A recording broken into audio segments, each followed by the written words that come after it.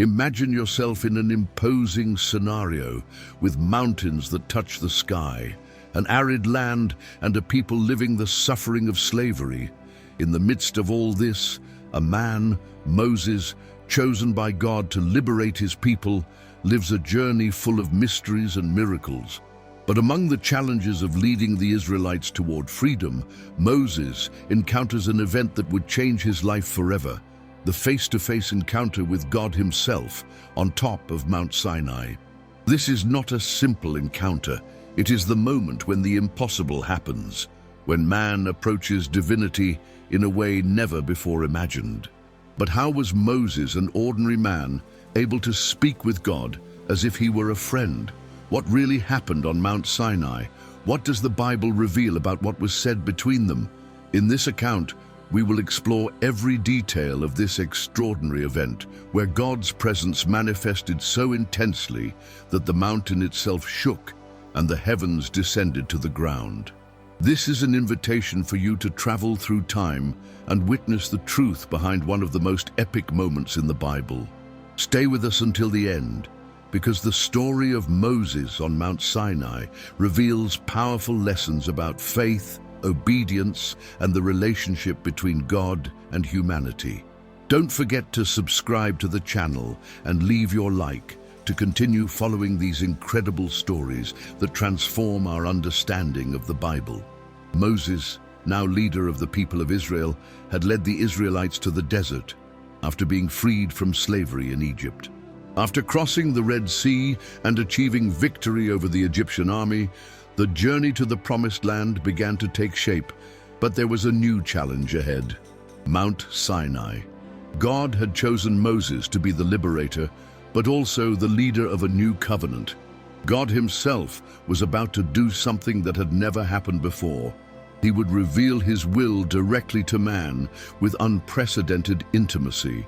The scenario was worthy of a divine event.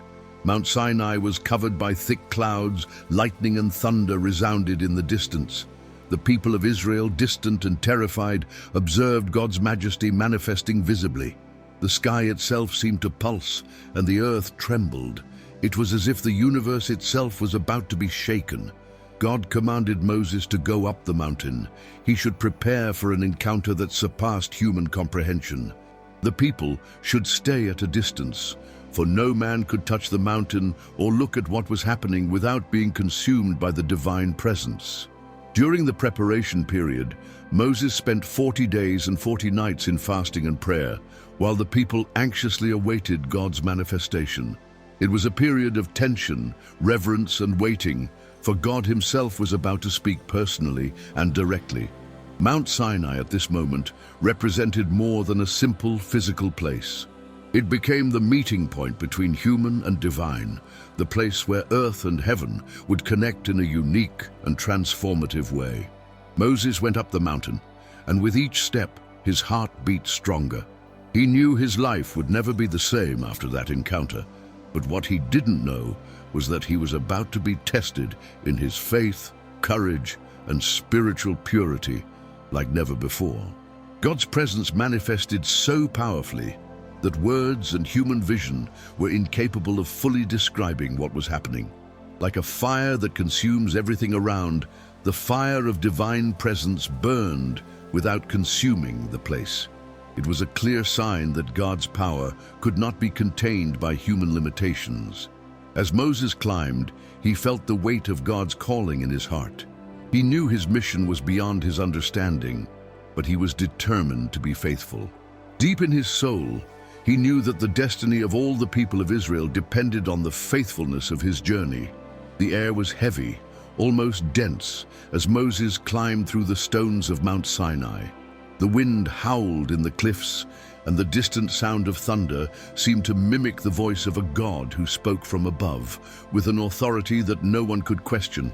As he climbed, thick clouds and smoke took over the scenery, becoming a mysterious veil that covered the mountain's peak.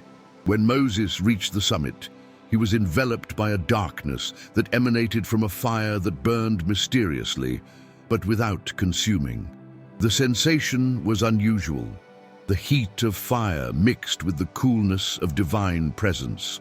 It was as if God himself was there, palpably, in all his greatness and holiness. It was then that God's voice resounded in the silence, deep and rumbling. "Moses, Moses." The sound made the heart of Israel's leader accelerate, for he knew he was not before a man, but before the Creator himself. He answered, "Here I am." And God, with an authority that only he possesses, gave him a clear command. "Take off your sandals from your feet, for the place where you stand is holy ground." Moses obeyed immediately, feeling an uncontrollable reverence before God's holiness. His bare feet touched the earth of Mount Sinai, and in that moment, he felt divine presence in such an intense way that everything around him seemed to fade. The only sound was God's voice, speaking directly with him. God then revealed to Moses his intention to make a covenant with the people of Israel, a covenant that would be marked not only by words, but by a set of laws that should govern the life of the chosen people. He began to give Moses clear, detailed instructions about how the people should live, worship, and relate to him. Those words were not mere advice. They were the foundation of a new covenant between God and his people, a covenant that would define their entire history. During what seemed to be an eternity, Moses remained there, listening to God speak about the 10 Commandments and the guidelines for building the tabernacle, God's house in the midst of the people. Each word that came from God's mouth seemed to vibrate in the air and penetrate Moses' heart, who knew those instructions would be fundamental for the nation of Israel. God also made an even deeper revelation. He revealed himself as the I Am, the eternal and self-sufficient being, the one who is before everything and above everything. With this revelation, Moses was challenged to understand the magnitude of the mission he had ahead. It was not just about leading a people, but conducting them to an intimate relationship with God himself. Moses' vision and experience on Mount Sinai were not just for him, but for all the people of Israel. The covenant made there would be the foundation of Israel's identity as a nation chosen by God, with a clear purpose, to be light to the nations and live according to God's laws and holiness. While Moses continued listening to God's instructions, he felt something was changing within him. With each word, he became more aware of God's greatness and more convinced of his mission. The responsibility was immense, and the pressure to transmit those laws and that covenant to the people of Israel seemed almost unbearable. But something deep in his soul told him he was not alone.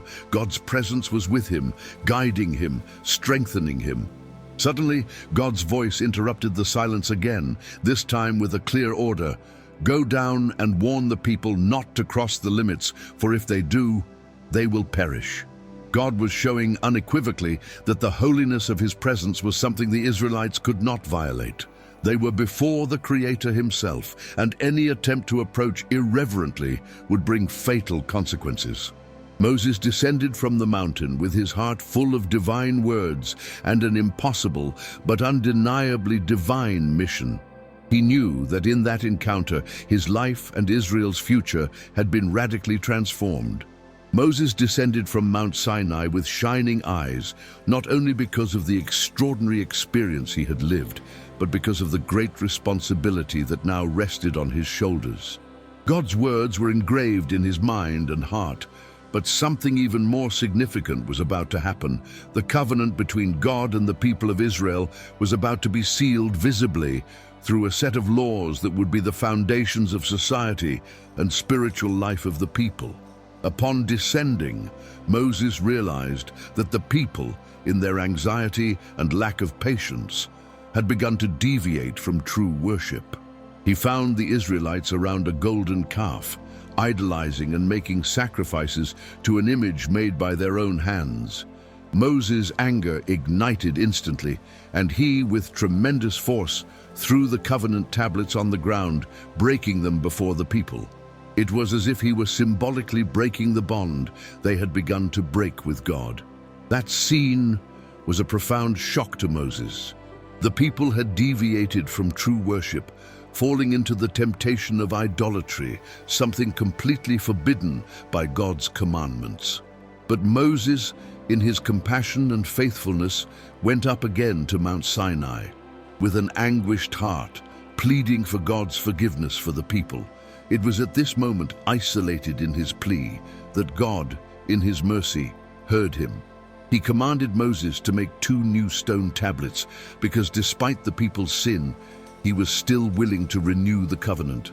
God would not abandon his people, despite their failures, but demanded a serious and renewed commitment to his law. Thus, Moses went up once more to Mount Sinai, this time with stone tablets in his hands, ready to receive God's 10 commandments again. The experience was deeply spiritual, a true rapprochement between man and God, seeking to restore the covenant that had been broken. When Moses returned with the new tablets, he was received with different reverence. The people knew they had failed, but also knew that God's mercy was greater than the sin committed. It was an opportunity for a new beginning. But before delivering the new tablets, Moses made a prayer of deep intercession for the people, asking God not to abandon them, that his presence continue with them. God, in his grace, confirmed the covenant's renewal, but made sure to highlight the importance of living according to his laws.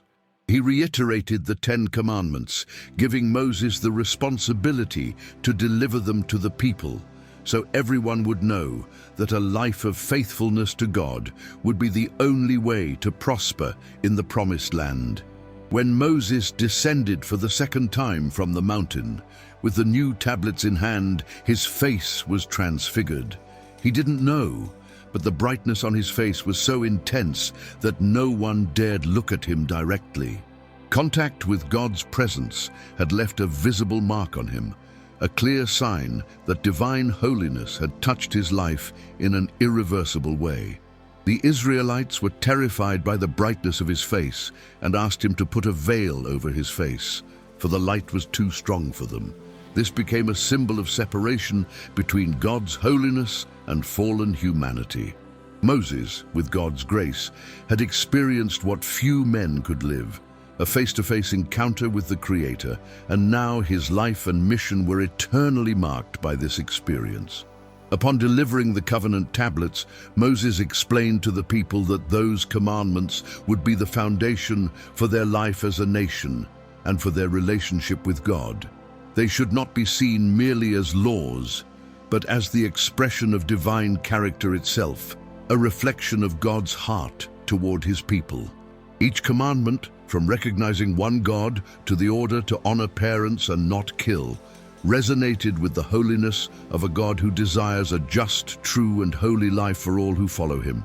The people of Israel, now restored in their covenant with God, committed to obeying and faithfully following those commandments. But although the covenant had been renewed, Moses knew the road ahead would be difficult.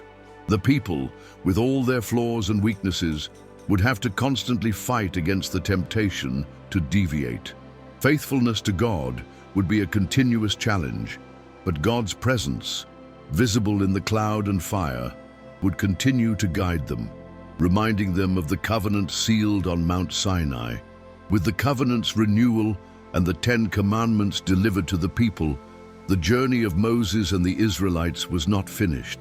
The next step was essential: the construction of the tabernacle, a portable dwelling that would allow God's presence to remain in the midst of his people during the desert crossing toward the promised land. This step was not just a practical instruction, but a demonstration of God's faithfulness and his desire to be with his people at all times. The order for the tabernacle's construction was given directly by God to Moses, and it reflected the holiness and majesty of his presence. The tabernacle would be a place where God would manifest himself, where the Israelites could worship and offer sacrifices, and where divine presence would descend to dwell among them.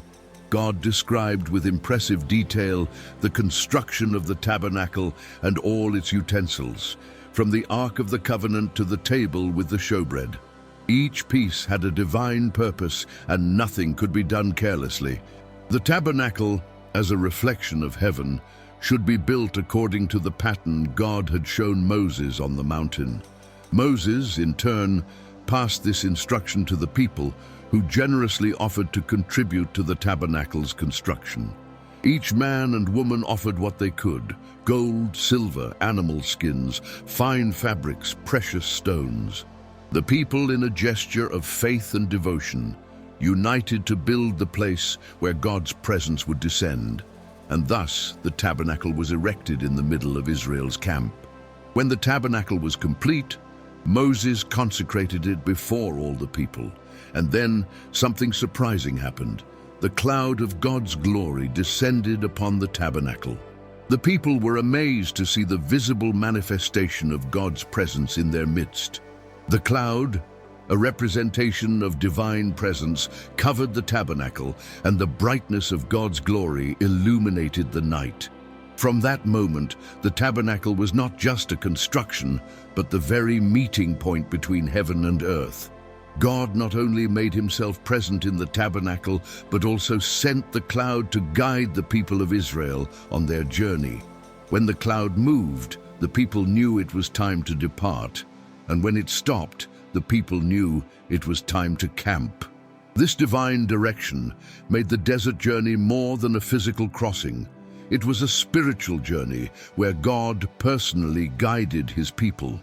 God's presence in the tabernacle with the cloud of glory represented the holiness that the people of Israel should maintain, for no man could approach God's presence without a pure heart.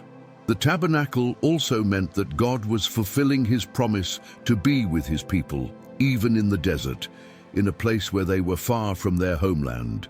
This was a clear sign that the covenant made on Mount Sinai was being fulfilled, and that God's faithfulness to his people was unbreakable. However, despite God's visible manifestation, the people of Israel continued to face the test of their faith. Difficulties and temptations were constant. Even with God's presence visible in the cloud and tabernacle, the people still doubted, murmured, and strayed from the path of obedience.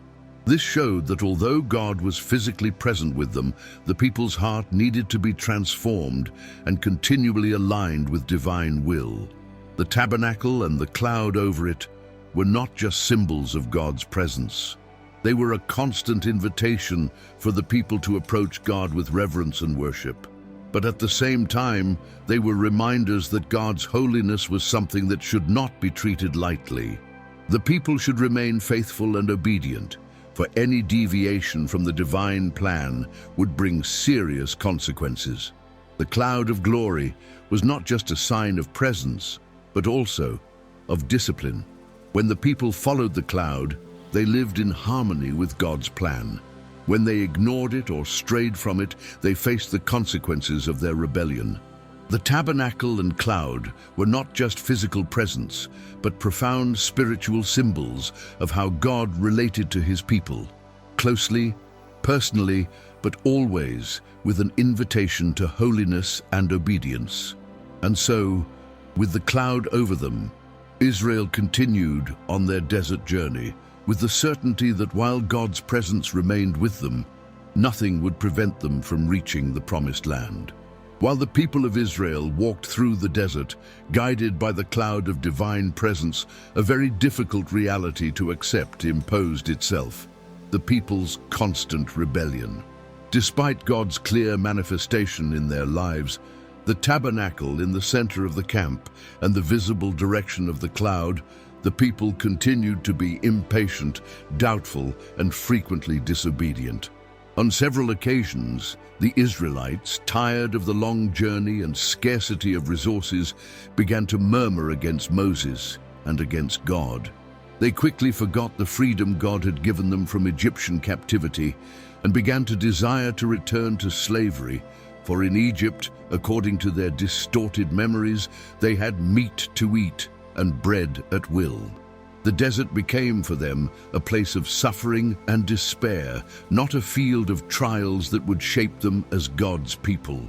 It was in this context of murmurings that the people, after many complaints, asked Moses for something that seemed impossible: water to drink. The desert, arid and without natural resources, seemed to offer no hope for a thirsty people, but Moses, in his trust in God, cried for help, and once again God responded with a miracle. He commanded Moses to strike a rock with his staff, and from within the rock an abundant spring of water gushed forth to quench the thirst of all the people. This miracle should have been a sign of renewed faith, but instead it was a reminder of how spiritually hardened the people were. They couldn't recognize that it was God himself who provided everything they needed in his infinite mercy. And yet, in a few days, they began to murmur again, this time because of lack of meat. They remembered the meat of the Egyptians, ignoring all the suffering and oppression they had lived in that country. God's response to this new murmuring was severe. He sent a great quantity of quails to the camp until the people had enough to satisfy their hunger. But while they ate, an intense fire of God's wrath fell upon them, burning those who were dissatisfied and who continued to rebel against his provision. This punishment was a clear reminder that God would not tolerate ingratitude and disobedience. The abundance of blessings he had granted them should have been reason for worship, but constant murmuring revealed an ungrateful heart. Still, God did not abandon the people. Even facing grave rebellion, he continued to be merciful, guiding them with his presence and caring for their needs. But this series of events made it evident that the desert journey was not just a physical test of endurance, but a spiritual test. The desert, far from being a place of rest, became a spiritual battlefield, where the people would be constantly tested in their faithfulness to God. In response to the murmurings and rebellion, Moses was called by God for a private meeting, where he revealed even more clearly the character of his covenant with Israel. Moses, who had already shown himself to be a faithful intercessor before God, once again cried for forgiveness for his people. He knew that despite their failure, divine mercy was more powerful than any human error. And it was with this faith in God's character that Moses interceded on behalf of the Israelites. God, in his response, renewed the promise that he would not leave them. However, he also gave Moses a series of warnings about what would happen if the people continued to stray from his will. The promised land was before them, but only those who remained faithful to God would be worthy to receive it. Entry into the promised land would not be an effortless gift. It would be the prize of true and persevering faith. While the people continued their journey, God's wrath, at the same time it was just, also showed his compassion. He knew the people needed to be purified of their pride and belief that they could live without him. Each experience, each moment of difficulty and blessing was an invitation for the Israelites to turn their hearts to God and recognize his sovereignty. The road was long, and the promise of the land flowing with milk and honey was still distant, but God would continue to walk with them, offering opportunities for repentance, but also demanding a faithful response. After 40 years of trials in the desert, the people of Israel were finally on the verge of entering the promised land. Moses' journey, which began with a divine call in the desert of Midian, was about to come to an end. The man who had led the people in their liberation, who had spoken with God face to face on Mount Sinai, and who had been God's voice during all those years of pilgrimage, now found himself before a final trial, death. God, in his wisdom, knew that Moses could not enter the promised land. Despite his faithfulness, there was a moment when Moses, in an act of impatience and frustration, disobeyed a divine instruction. During the desert crossing, when the people were again thirsty, God ordered Moses to speak to the rock so it would gush water. However, Moses, in his anger against the people, struck the rock with his staff instead of speaking to it, demonstrating lack of trust in God's word. Although God still granted water to the people, he declared that Moses would not enter the promised land, for he had demonstrated lack of faith. This was a great pain for Moses, who with all his heart had desired to see the people of Israel enter the land God had promised them. But although he could not enter, He was called by God to go up Mount Nebo, from where he could look at the promised land. There, at the mountain's peak, God allowed Moses to see with his own eyes the land he had guided the people to reach. It was a moment of farewell, but also of reconciliation with God's plan. Moses died on Mount Nebo, and according to the Bible, no one knows exactly where he was buried. God himself took care of his burial, and the people of Israel never again saw the great leader. Moses' death, however, did not mean the end of Israel's journey, but the beginning of a new phase. Joshua, Moses' assistant, was chosen to lead the people in entering the promised land. God instructed Joshua and gave him a promise similar to what he had made to Moses. "As I was with Moses, so I will be with you. I will not leave you nor forsake you." Joshua received the challenge of guiding the people to conquest of the lands that had been promised to Abraham, Isaac, and Jacob, and he began this journey with courage, trusting in God's presence. The people of Israel, now under Joshua's leadership, began the conquest of the promised land. They faced many challenges, but God's presence continued with them, guiding them and giving them victories, as they had experienced in the desert. The transition from Moses to Joshua, though difficult, was a reminder that God's work continues from generation to generation. Moses had been God's instrument to free the people and deliver them to the promise, but the next generation would have to take possession of the land and live according to the laws he had received. Moses, with his life of faith, perseverance, and courage, left a powerful legacy. He was not just the leader of a people, he was the mediator of the covenant between God and Israel, an example of faithfulness, but also of humility before a sovereign God. His life was marked by moments of great tension, unshakable faith, and human errors that teach us about God's grace and mercy. Moses' legacy continues today, not only in Israel's history, but in each of us who are challenged to live with faith, obedience, and trust in the Lord. Moses' journey teaches us that although the walk of faith may be difficult and full of challenges, God's faithfulness is certain and his presence is constant. Each generation has the challenge of taking possession of God's promise and living according to his will. Moses' story ends not with his death, but with the certainty that God's promise to his people would not fail, and that the divine plan of redemption would continue forward, generation after generation.